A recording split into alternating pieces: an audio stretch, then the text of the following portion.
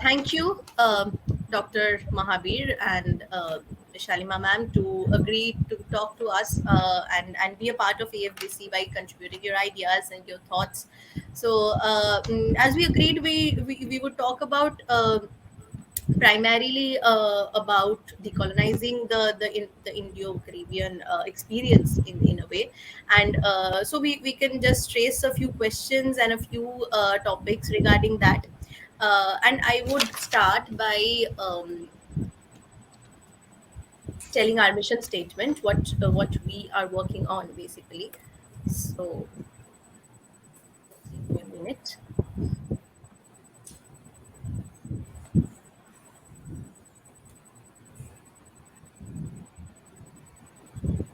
So, the Association of Former British Colonies, we are a group who examine the legacies of British colonization through educational content, social dialogue, and seeks to inform global policy change around decolonization and reparations.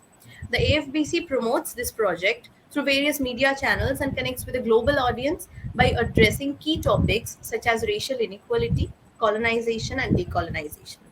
The EFPC members connects with political leaders, academics, scholars, and activists to create solutions and break down barriers associated with colonization and racial inequality.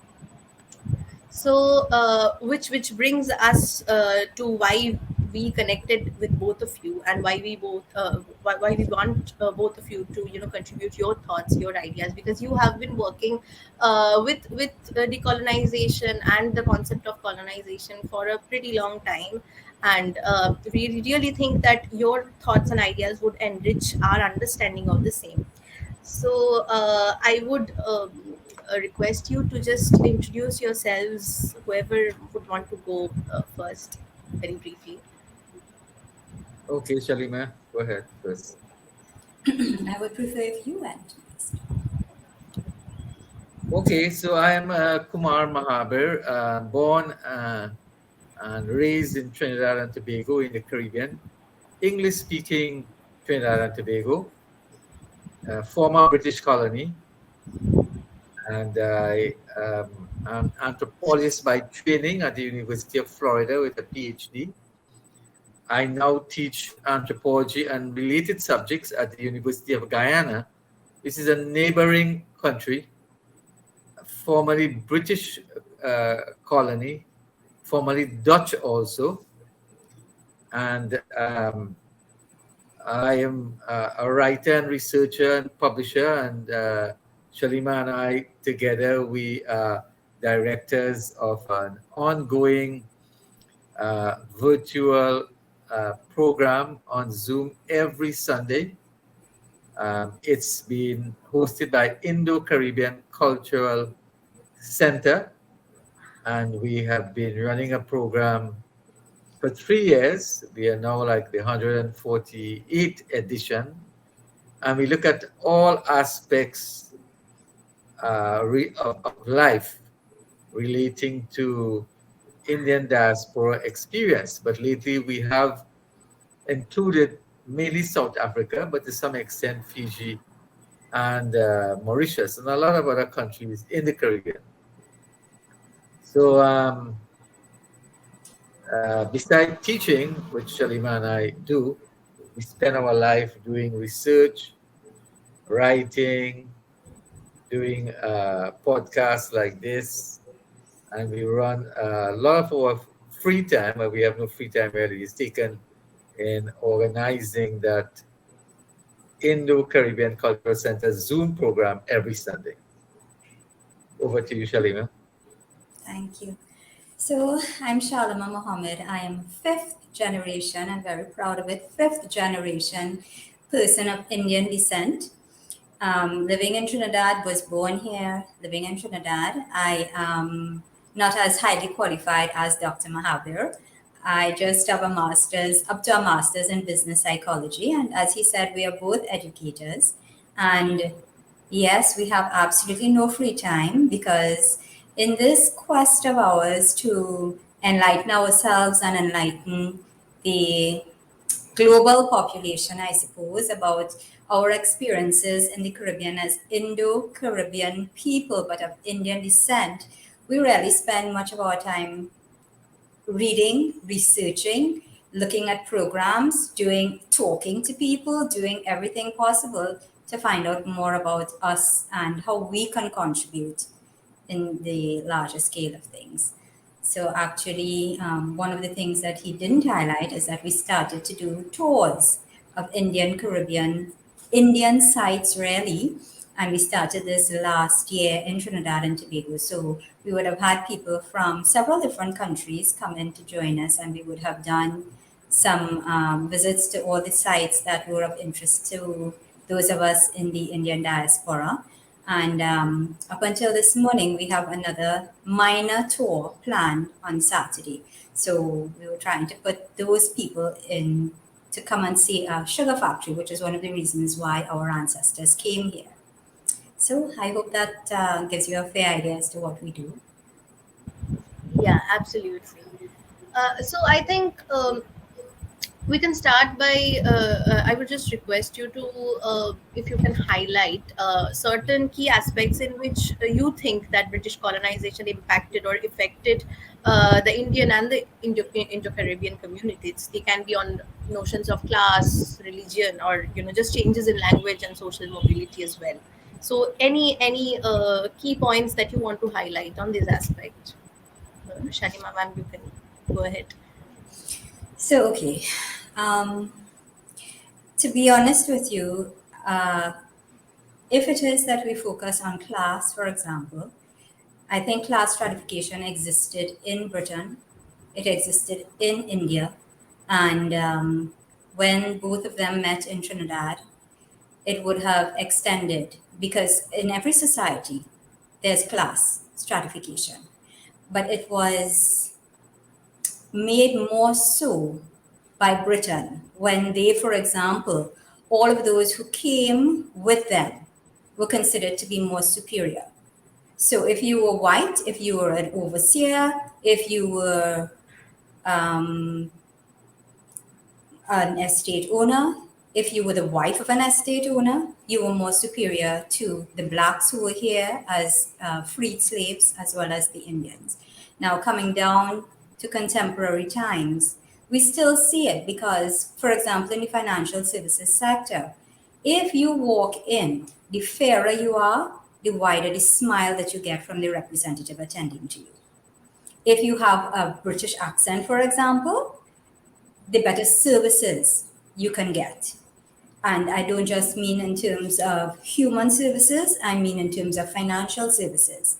So while there is mention of equality, it's not really always so. Dr. Mahabir might want to speak to religion, for example, or any other Okay. aspect. Yes, I just want to um, take one perspective of what you have said about the class differences that we have inherited. So, in Trinidad and Tobago, former British colony, we have, like in all societies, you have upper class, middle class, and lower class. But we have a group of people, almost exclusively whites or Syrians, but uh, and they are 1%. They are the 1% of the society. They control like 80% of the private sector, and they're certainly not brown or black.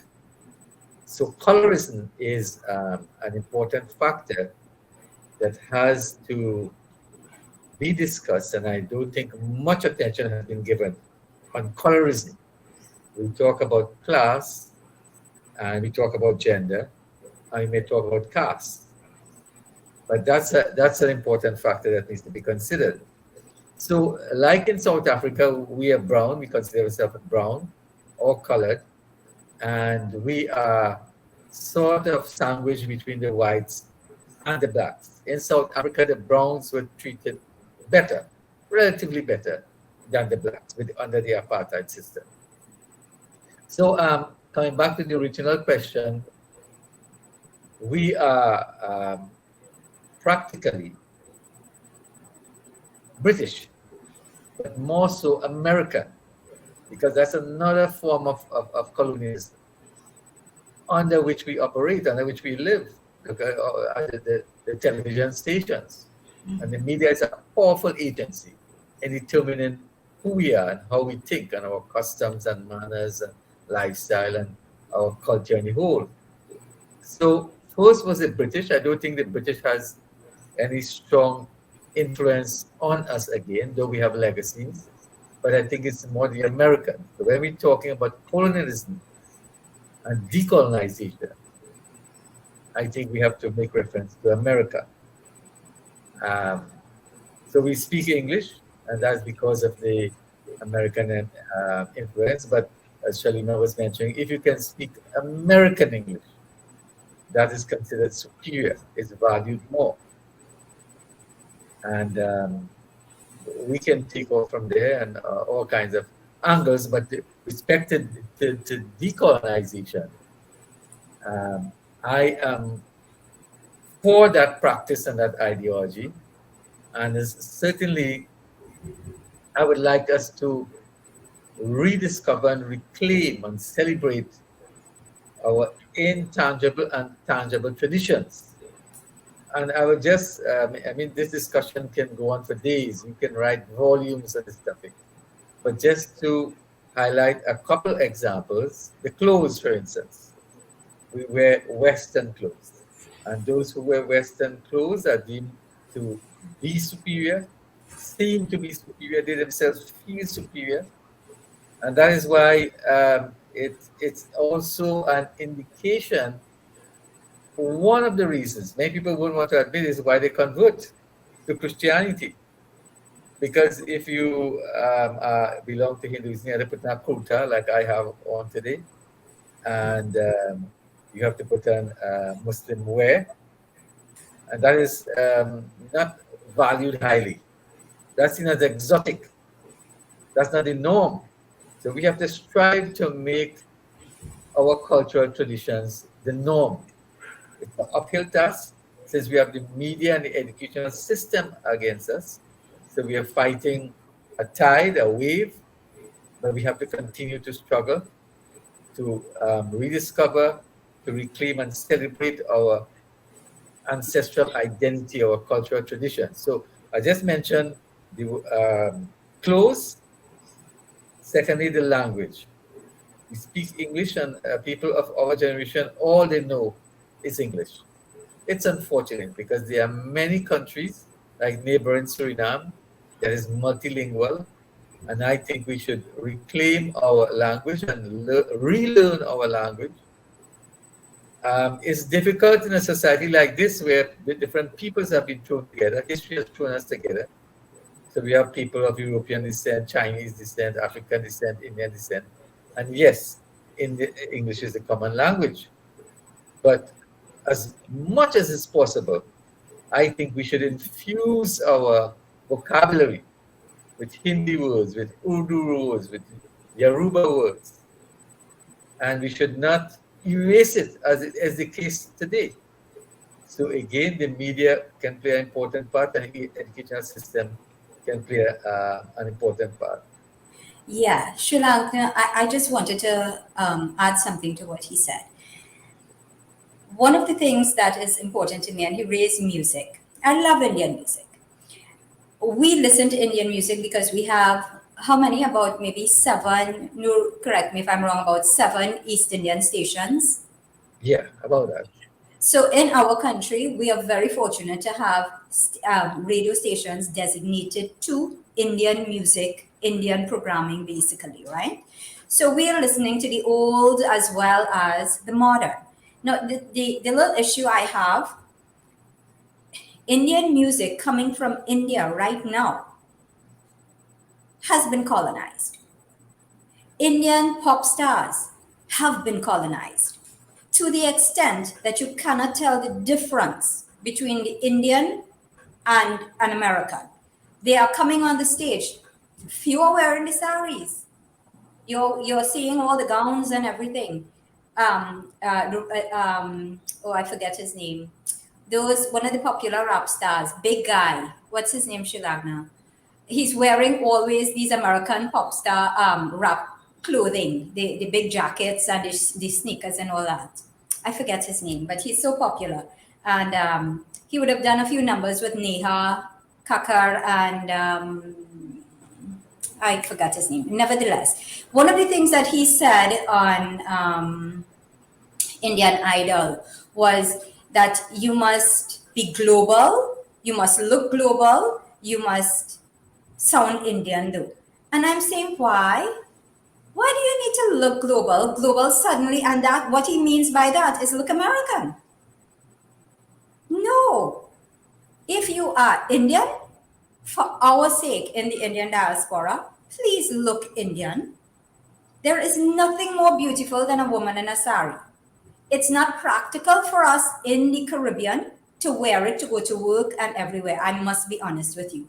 I've never even worn a sari. I'm too short. I don't think it would look as good on me. But I love to wear my gararas and I love to wear my shalwars and so on.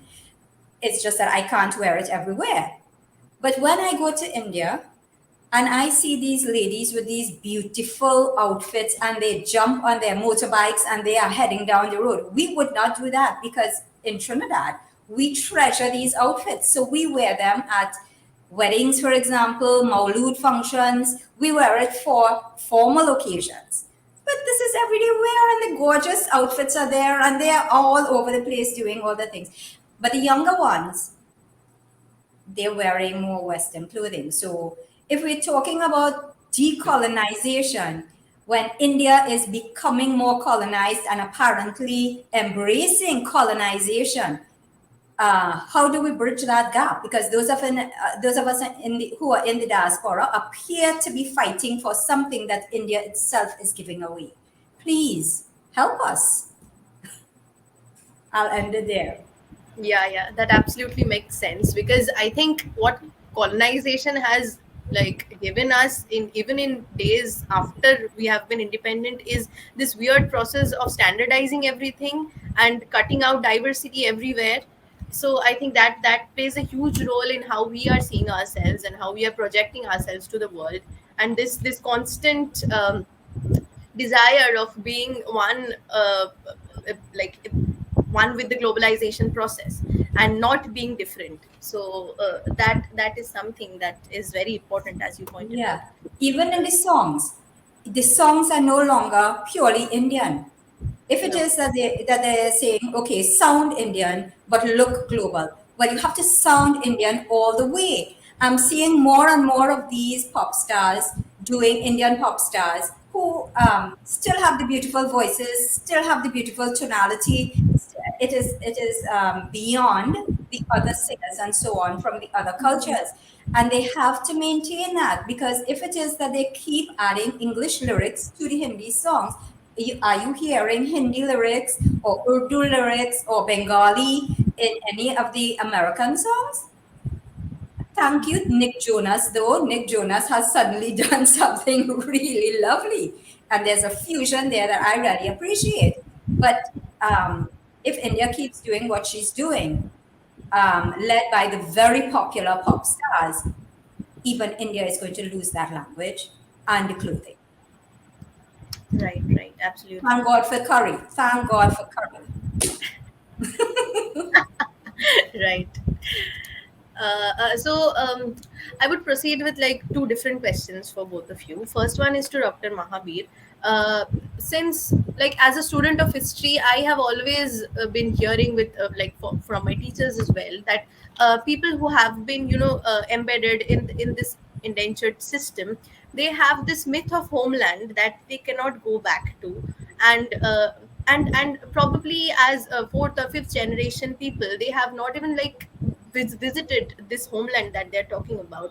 But there is this myth that where we are staying right now, this is not our homeland and we have our roots somewhere else. So what do you I would want your ideas about this, or you can also contextualize this within the broad framework of the indentured system and how it has impacted society in general. So yeah. Right. So I have visited India about 4 or 5 times. Shalima has visited about twice. And we love India. We can stay there for a prolonged time, but we can't live there because our lifestyle and habits are people from the Gurmitia. We are Indian diaspora people. And so we have our own identity. We can connect more to people of Indian descent in South Africa, in Fiji, in Mauritius, more so than people from India. And in fact, in my experience, I have studied abroad for 6 years in America, and I've encountered a lot of Indians from India.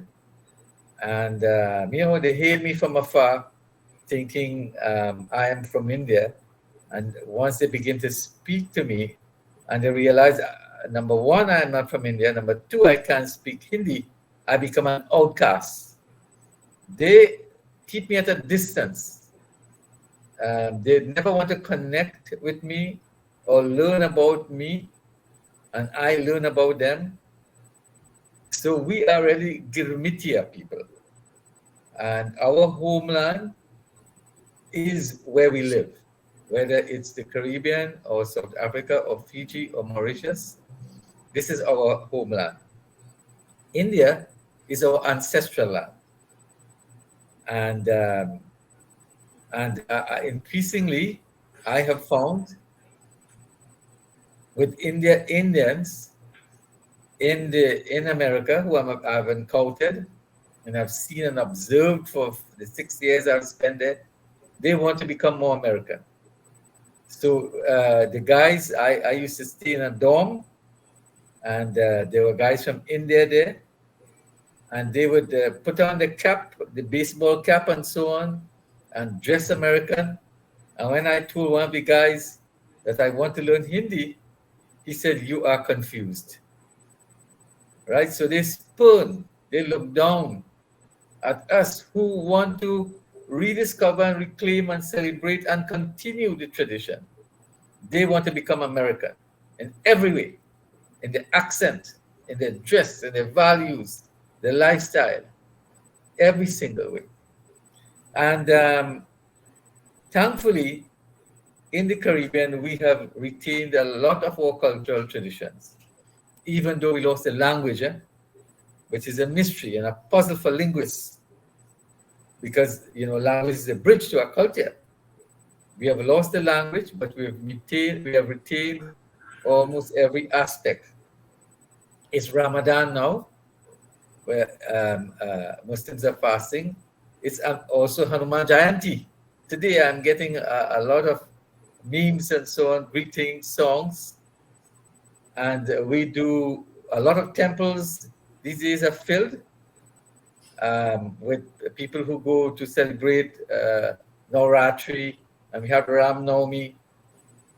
But we have created and shaped our own culture, which is different, similar, but different to that of India. So that I have heard that the people from India, whenever they see our Ramayana Yajna and our Puja and our Ram Leela and our Holi, they break down in tears, because the way we observe this is almost disappeared. You can see those forms and practices only in the villages. So we have retained that village tradition, which has almost disappeared in India. And so we have created our own identity, and we are Girmitia people. Shalima? Yeah, Srilagna, let me just add something to what you said. I was not aware that we were so significantly different and considered to be very different by Indians until I was attending to, in a different place, in a different workspace, and so on. I was attending to this Indian couple. So they had migrated to Trinidad and they had opened a iron and steel business. And over a period of time, you build a relationship. And so on this particular occasion, the woman was saying to me that her daughter, who was born in India but did not know India really, because by the time they had migrated to Trinidad, she was just a young child. Her daughter was now in university and in her first year in university. So she was at that age where they felt it was necessary for her to get married. So I said, oh, that's very nice. She's in university in Trinidad. So she's saying they are leaving the country. So I'm not going to be seeing them for a little while because they are going back to India to find her a groom. So I said, well, if it is that she's been living here for most of her life, despite the fact that she was born in India, why don't you select a nice groom from Trinidad? We have nice Indian boys. She goes, no, no, you don't have Indian boys here. You have Trinidadian boys here. And I stopped. Our Indian people in Trinidad are viewed as non-Indians by Indian people. So we are not desirable as brides or grooms. That was at that time. At this point in time, where we have accepted a lot of Indian traders, we have in Trinidad in particular, we have more Indian expos than anywhere else in the Caribbean. In almost from the central part of Trinidad and south part of Trinidad, where most of the Indians would have settled post-indentureship, you have, I would say, about 15 Indian expos. So everywhere you go, you can get access to Indian clothes, Indian wares, Indian shoes, everything Indian. And we've really embraced that. But some of the people who would have come in as traders, they've married Trinidadians. Whether it was because they wanted to get citizenship in Trinidad or whether they really appreciated our Indian DNA, I do not know.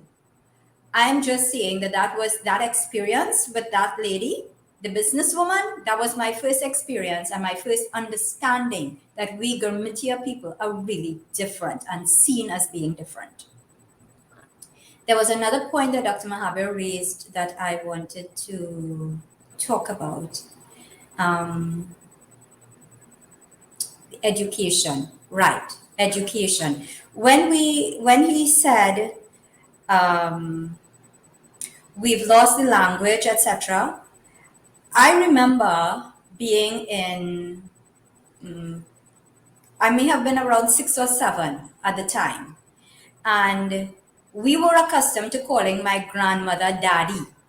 So whenever she's coming home, we would say, okay, Daddy's coming. So, you straighten up yourself because Daddy is a little authoritarian kind of thing.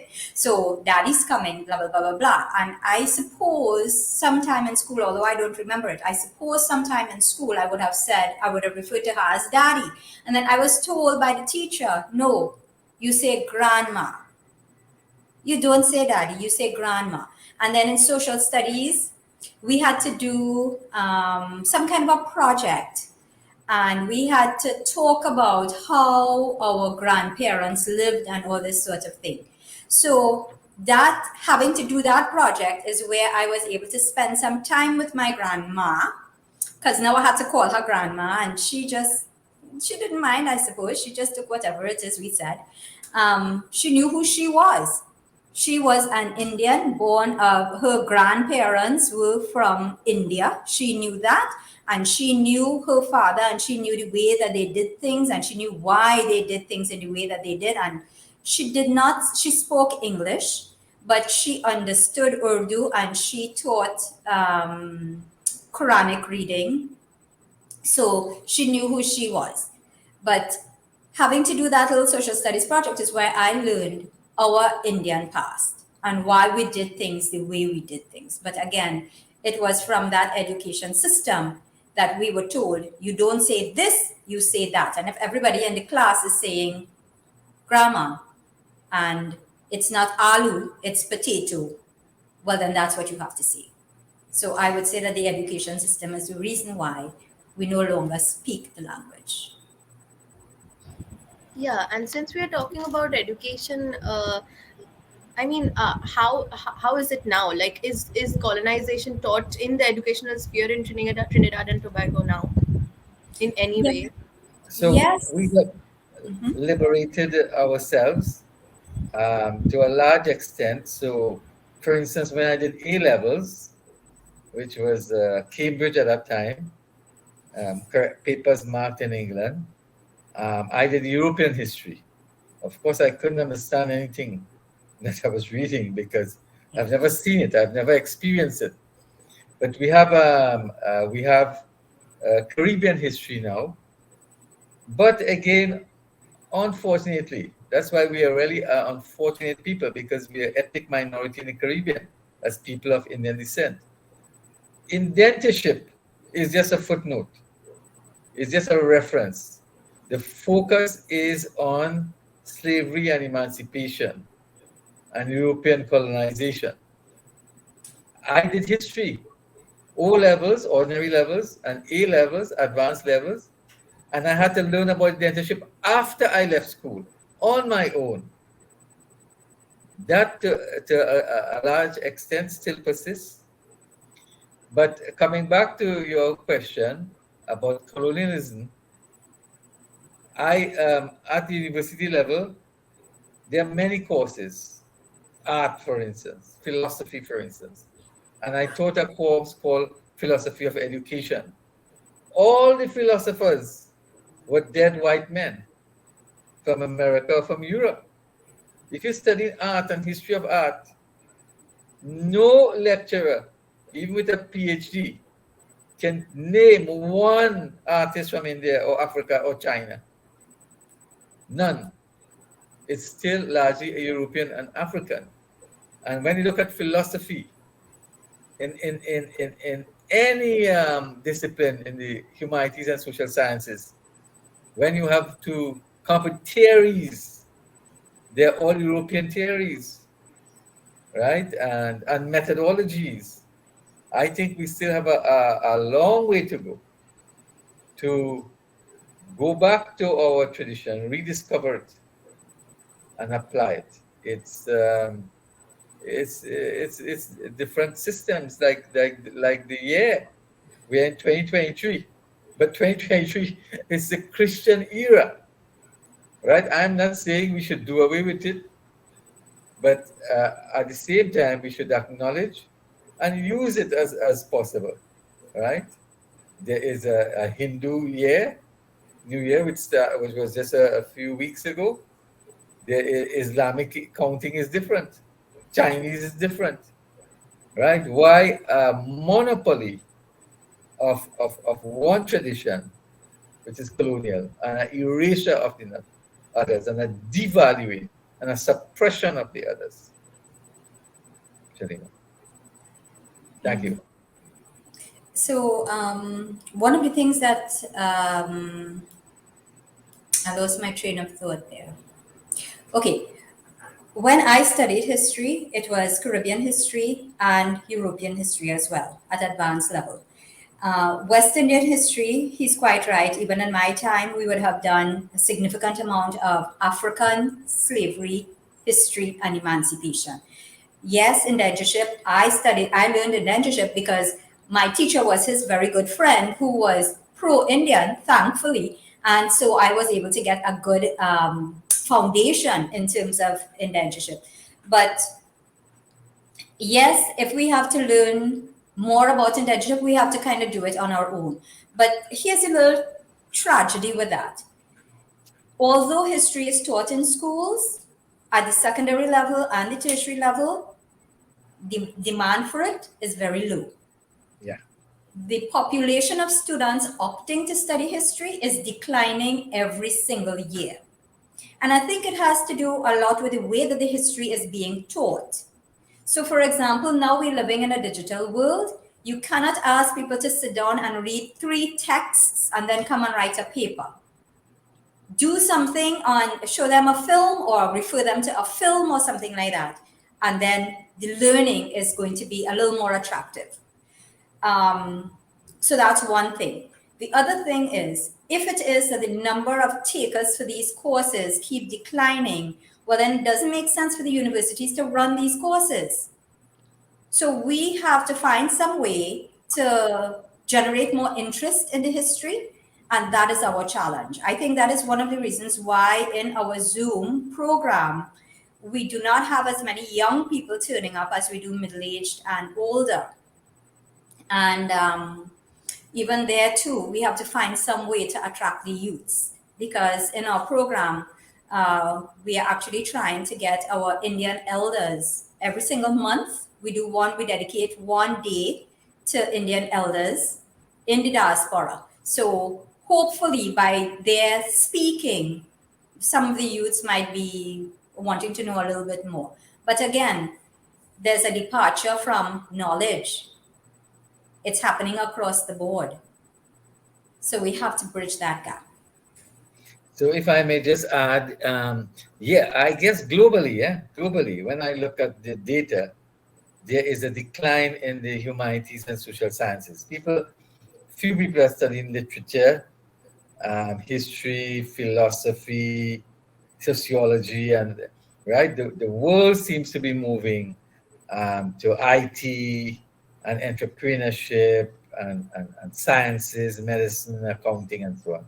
So it is the responsibility of the governments in each respective country to make history compulsory um, as a subject, because you can't graduate, let's say, as a medical doctor and not do a couple of courses in history or philosophy or psychology.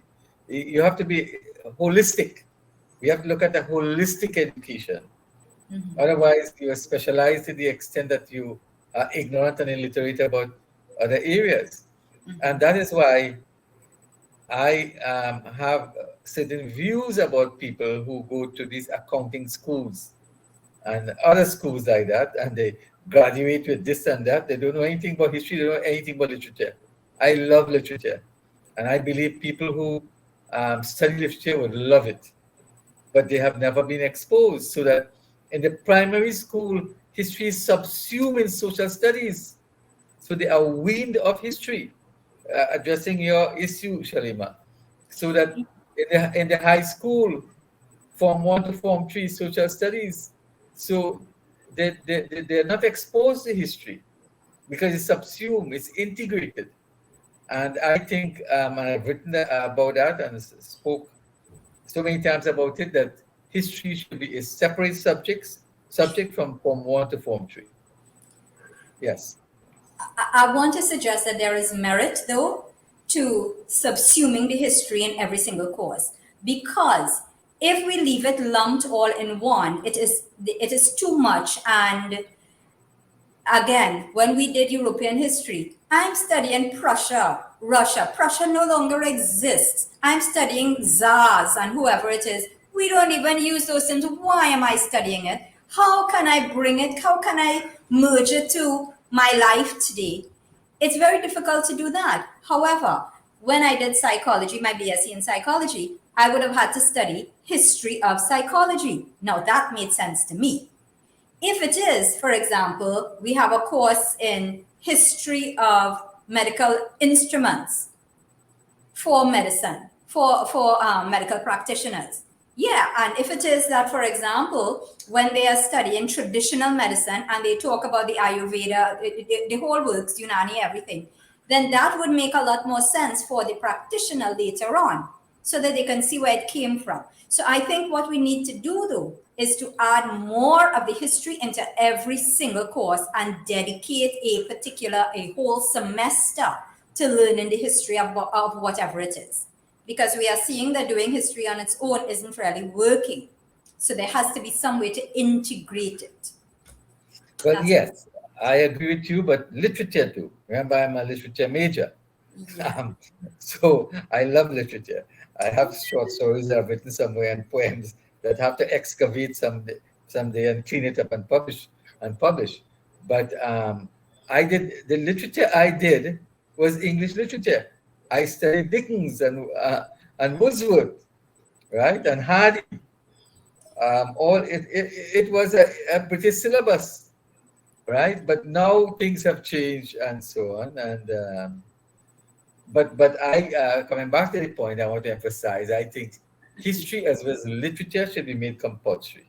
Whatever degree you're getting, you should do courses in those introductory courses. No, I did a little literature, and it was enough to do it for 2 years. Well, I it depends on honestly, who's teaching it. It depends on who's teaching it. yes, it depends. It's not for everybody. I'm so sorry. In terms of poetry, roses are red, violets are blue. That's enough for me. I don't need to study. It's the method More. again. It's the method. So that I had designed a course called Novels and Literature through Films.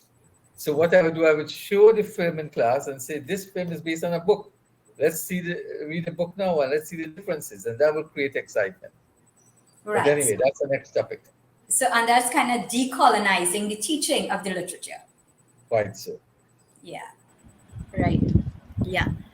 I think like your personal efforts today, like for bringing the awareness and for evoking assimilation in the community, is also about decolonization. And so I wanted to ask, what kind of challenges you faced, because you have been doing this for the last 3 4 years, and if you faced any challenge during this span of time and while doing these things, and like if any, so if you would want to talk about that. And I want to say one of the challenges that we faced really is in terms of consciousness, even among members of the Indian diaspora. One of the reasons why we dedicate time and effort to this is because um, we are really a little more conscious about what is happening in terms of erasure of Indian habits, Indian practices, etc. And it's important to us to maintain it. So we do it. But there is a lack of consciousness among a lot of Indians in the diaspora. They are very happy to simply get by. They are very happy to simply be acculturated wherever they settle. So I'm not too sure if it is that we continue going the way we do, what changes we need to make. We will figure it out as we go along. But as it is right now, promotion of what we talk about and what comes out of those conversations is perhaps the only way that we could increase consciousness even among members of the Indian diaspora. Yeah. So I think I would like to end this conversation on like with the final question to both of you, and that is about reparations and the types of reparations and your opinions on that, and also the existing reparations movements that are happening in the Caribbean right now.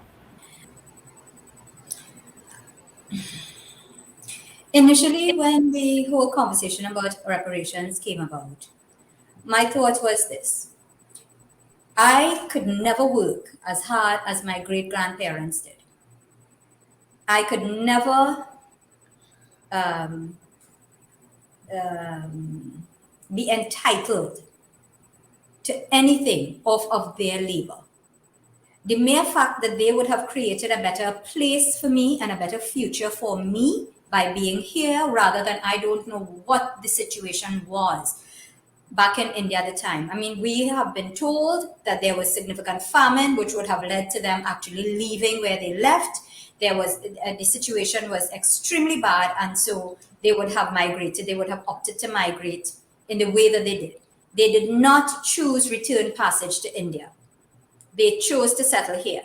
So my situation is perhaps a lot better than it would have been had they chosen to either stay in India or even to return to India. So I appreciate that. I could never work as hard as they, and therefore I am not entitled to money from anybody for their sweat and their labor and their tears and their blood, etc. But if it is that we have a situation where the same plantation owners would have continued from African slavery to Indian indentureship, and we know that the situation of Indian indentureship was similar to, not the same, similar to slavery, then they who would have benefited by way of profits do owe something to us. I don't want money, and I don't think any person of Indian descent deserves to be given money. But I think opportunities for us to figure out where we came from, because you started by asking about our connection, wanting to know where we came from in India and wanting to maintain that tie with India. Yes, I want to go to the village I want to see exactly what they would have seen before they left, if it is still there. If those villages are in existence, we are going to find it. I want to be there. And if it is, it costs over $25,000 for us TT dollars to come to India. Far less for how much it would cost us to really be there and find the villages and spend any time there. And I know for a fact that we have relatives who are still there. I want to know who these people are. So if it is that the descendants of the plantation owners where my forefathers would have worked, etc., can assist in that regard and help us. You talked in your questioning, you would have raised intergenerational trauma. There is indeed still intergenerational trauma, and that can only be overcome if we return and if we recognize why they left and why we are here, and we can appreciate our new situation. So assistance in that regard is what I would hope would come from this reparations movement. So let me just add to what Shalima is saying. Even the reparation for slavery, no individual is getting any money or anything tangible. It's for the community. So certainly I would like reparations in the form of treatment centers for alcoholism, for diabetes, which is a genetic trait, and it can be traced back to indentureship with the famine. Recently, just a few days ago, I would have shared with you, Shalima, an article showing the famine in India. Sometimes it skips generation, but it led to diabetes, right?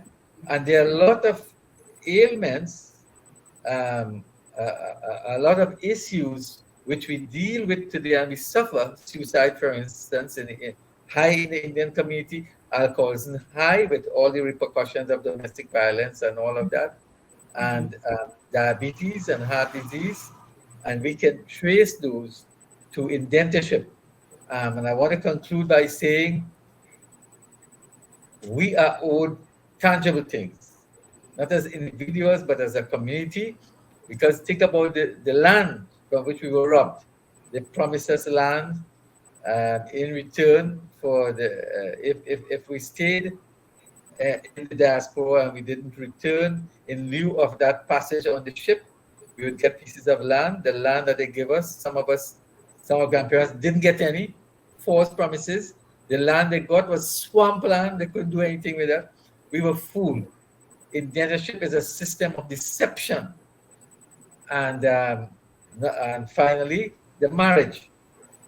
The state, the Christian state, which is a whole topic I didn't go into, the privileging of Christianity in all forms, and we got to decolonize that because it's a colonial legacy, with the conversion and all of that. But Christian and Muslim marriages were not recognized. So when the man died, the father, the property went back to the state, not to his wife or not to his children. So we have been cheated in a lot of ways, exploited and abused in every way. Thank you. This was a very thoughtful and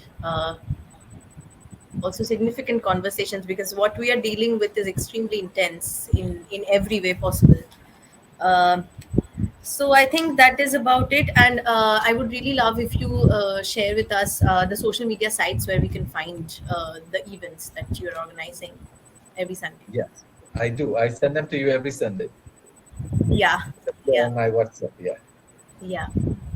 So one can log in, one can look at that website, or is there any separate website for that, or?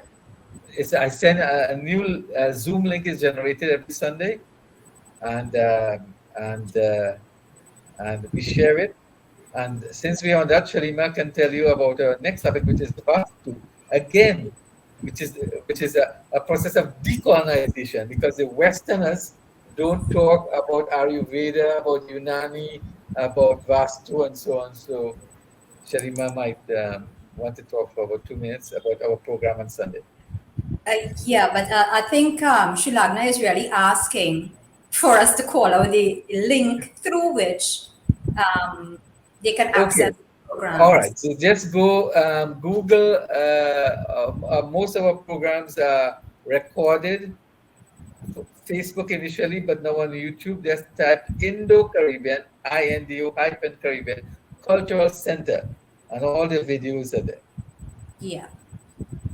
Right. But Okay. All right. if you go directly to youtube.com/user/dmahab, Yes. DMAHAB, Mm-hmm.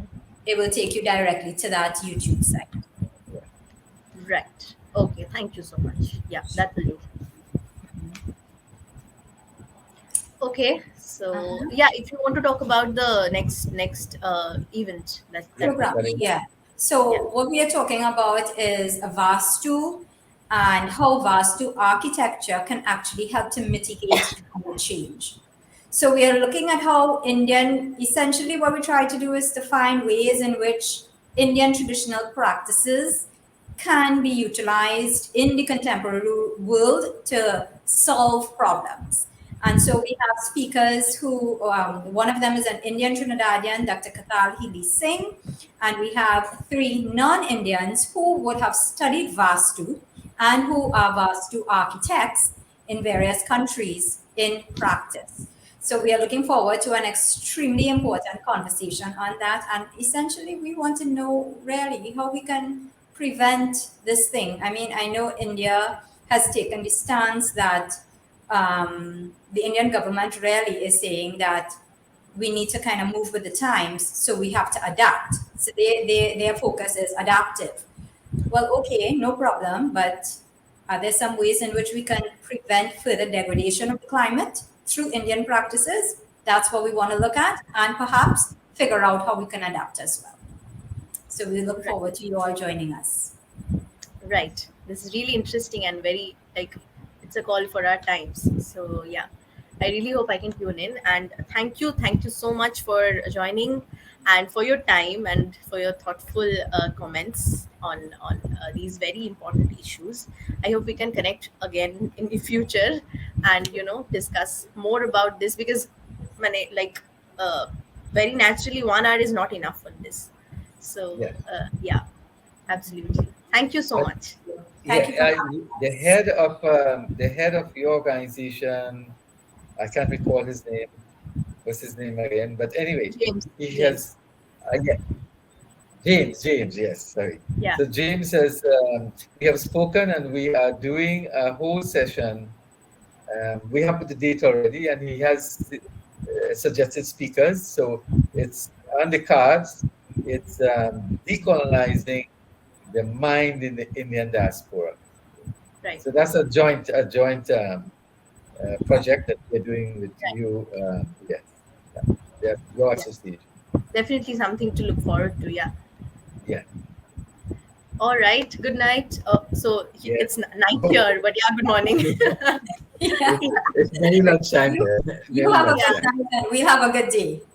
Yeah. Absolutely. Yeah. Have a good day. Thank you so much. Okay. Thank you You're very much. welcome. Bye. Bye bye.